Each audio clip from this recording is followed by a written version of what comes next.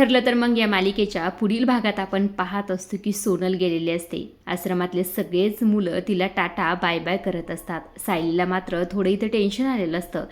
सायली ते अर्जुनला म्हणत असते, आपण बरोबर तर केलंय ना, सोनल त्या घरात खुश तरी राहील ना. असं म्हटल्यानंतर अर्जुन म्हणत असतो, तू काळजी करू नको, सगळं काही व्यवस्थित होईल. मात्र सायलीला थोडं टेन्शन आलेलंच असतं.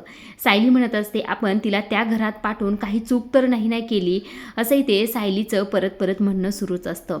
आता इकडे दुसऱ्या बाजूला जी काही प्रिया असते, त्या प्रियाने श्वेताला इथे कॉल केलेला असतो आणि तिला म्हणत असते, आपलं झालं का काम. तेव्हा श्वेता म्हटलेली असते, हो 100% आपलं काम झालेलं आहे. असं म्हटल्यानंतर इकडे प्रिया तर फार खुश झालेली असते. नागराज आणि राकेश सुद्धा तिच्या सोबतीला असतात आणि सचिन सुद्धा. आता ही बातमी कळल्यानंतर यांचा आनंद गगनात मावत नसतो. तेव्हा खरं तर प्रिया या सगळ्यांना म्हणत असतं, त्या सायलीला असं वाटत असेल की त्या मुलीच्या आयुष्याचं तिने सोनं केलंय, पण थोड्या दिवसातच कळेल तिने त्या मुलीला नरकात ढकलले म्हणून. असंही ते प्रिया म्हणत असते. आता ह्या चौघांचा डाव कितपत रंगतो आणि कशा प्रकारे सगळ्या गोष्टी होतात ह्या पाहण्यासारखंच आहे.